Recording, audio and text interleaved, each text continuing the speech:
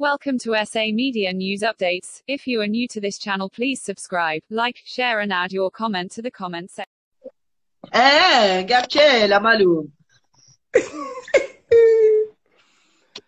Hayi kusafuneka sihlangane, kusafuneka sihlangane. Vele after lockdown. Khona sizoxoxa kahle ngoba after lockdown sazohlangana nomshunqisi. So mhlawumbe the same day sizokwazi ukuhlangana nawe. Oh, okay. Yeah, yabona wenza i-day.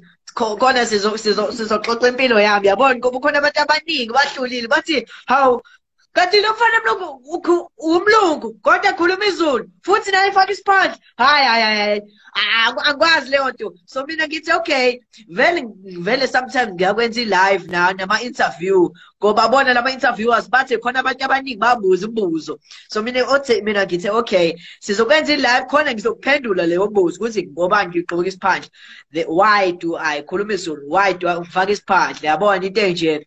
Awuthi ngiba isiphandla sakho nathi lana malume sendala manje segogile. Ay. Ngiyakutshela malume asikho omunye umlungu ofaka isiphandla, asikho omunye umlungu ogqoka isiphandla. Mina ngiyinkosi yabelungu mina, ayikho omunye umlungu owuhlula mina, asikho nhlobo nje.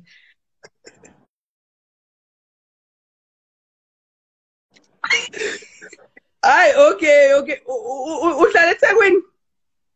Vele ngihlala eThekwini, ngihlala eduze ku Westville.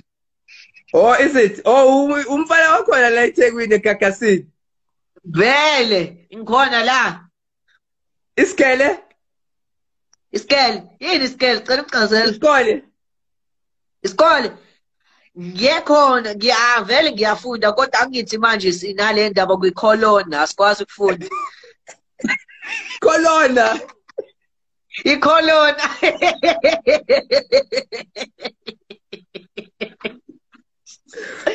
Babiza kanjalo manje ngoba le corona lehlukumeza impilo, so siyadlala naye nathi manje sabiza ngocolona. Yes. Hayi okay, hayi. Ngifuna ukuphatha kuma gigs zami mase sesibuyele emsebenzini, ngifuna ukuphatha kuma gigs zami. Ngithi ukufaka uthi kubanyakazisa kancane. Ukwenze kanjalo. Yazi ngiyakwazi ingoma yakho lothi thank you Mr DJ. Wazi le? Yasho. Hayi, shabuke malume yami. Okay, Shab, take care. So khuluma Corona.